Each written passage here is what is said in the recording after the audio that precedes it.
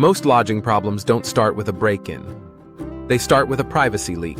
You say your room number at the desk. You wave a key sleeve around in the lobby. You post in real time, and you accidentally tell strangers exactly where you sleep. This video is a calm, repeatable system for hotels and apartments that reduces risk without turning your trip into a tactical operation.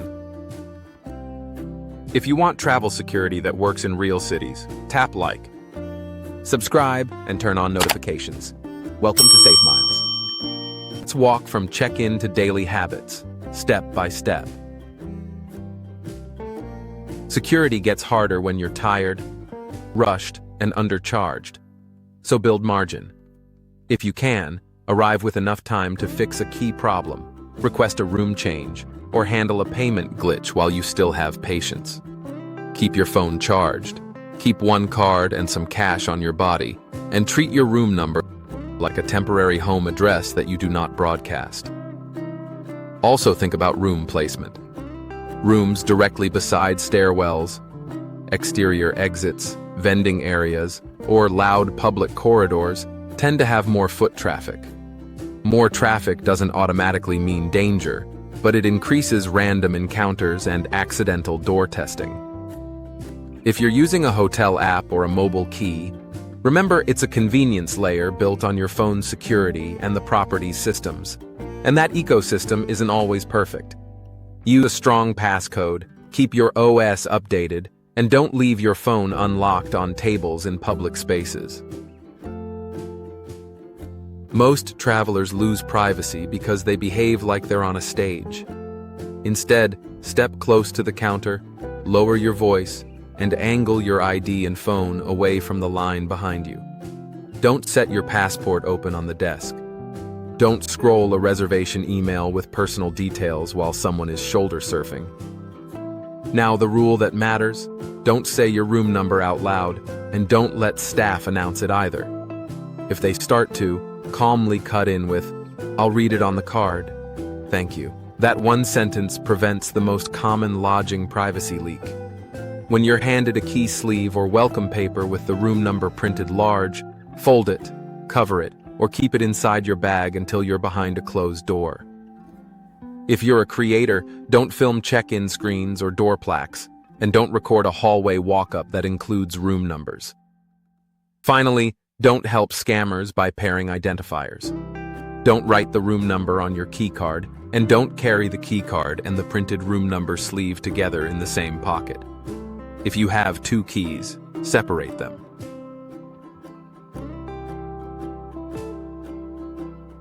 Before you unpack, do one calm lap. Start with the door, because it's your boundary. Confirm the door closes smoothly and the latch fully engages. If the door doesn't seat properly or the deadbolt feels loose, ask for a different room. Then test every inside lock you have and use the strongest one whenever you're inside, not only when the hallway feels weird. Next, check the little access points people ignore. If you have a connecting door, make sure both sides are locked. If there's a balcony or patio door, confirm it locks and that curtain's closed so you're not backlit at night. Then do a quick tamper sanity check. You're not hunting for movie plot threats. You're looking for simple problems like a window that won't lock or a door that won't latch. If something feels off, you are allowed to change rooms immediately before it becomes a debate.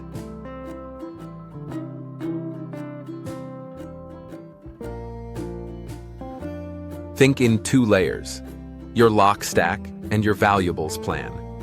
Your lock stack is every barrier that creates noise, delay, and frustration for an unwanted entry. Your valuables plan is what happens if a barrier fails. For the lock stack, default to using the primary lock, deadbolt, and interior latch every time you're inside. If you carry a simple door wedge, use it at night. It's not magic. It's just extra delay and noise, and that's often enough to make a problem choose a different door. In a short-term rental, confirm the door actually latches and that any secondary locks work. Don't assume smart means secure. For valuables, decide what never sits in plain sight. Passport, primary cards, spare cash, and high-value electronics. Many in-room safes reduce casual theft, but they're not a vault. Use them as a convenience layer, not as your only plan. Now, digital privacy. Treat hotel Wi-Fi like public space.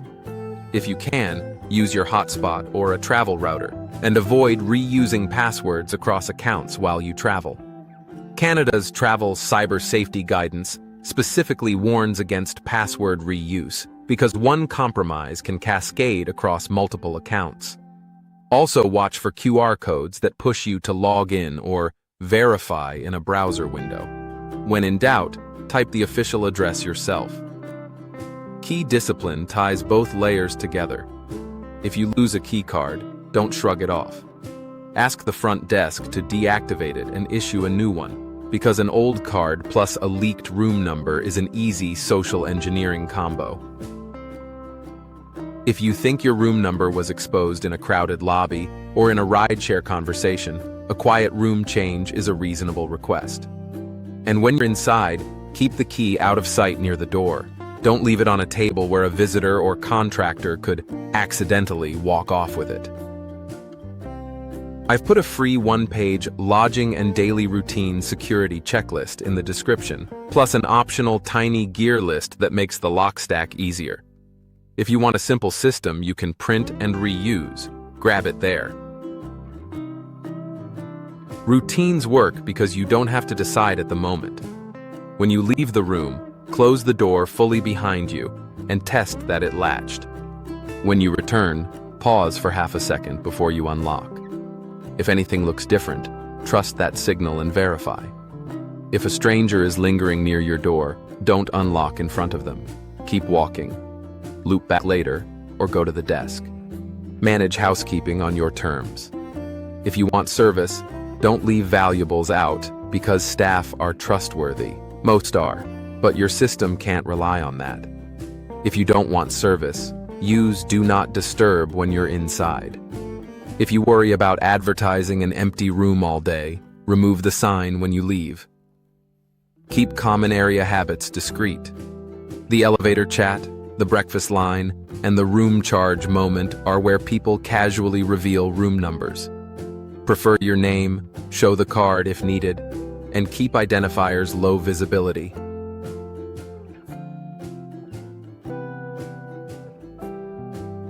Self-check-in is convenient, but it's also where people expose keys and codes in public.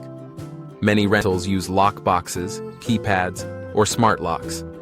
Common best practice is rotating codes between stays and maintaining a backup access plan, and you should expect that as a guest.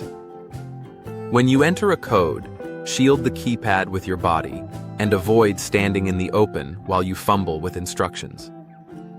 Once inside, do the same quick reset.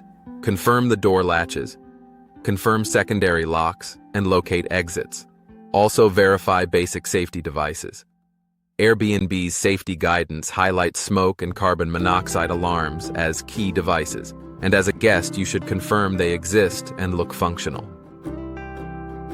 Keep communications clean. Use the platform messaging when possible, and don't send photos that reveal codes, locks, or exact unit identifiers.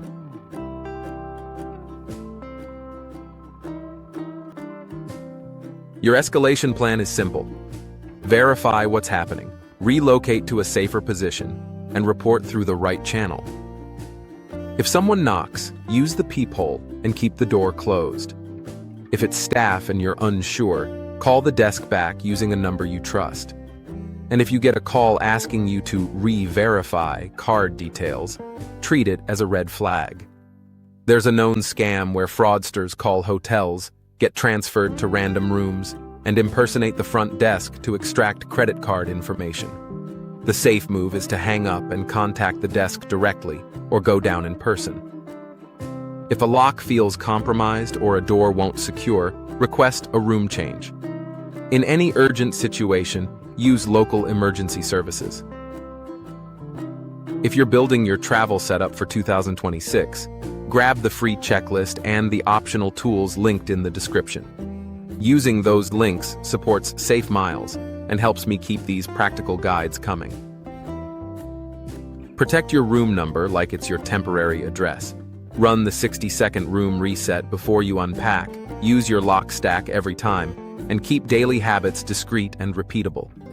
If this helps, share it with the person who posts in real time and says their room number at breakfast. Subscribe for the next guide and travel calmly.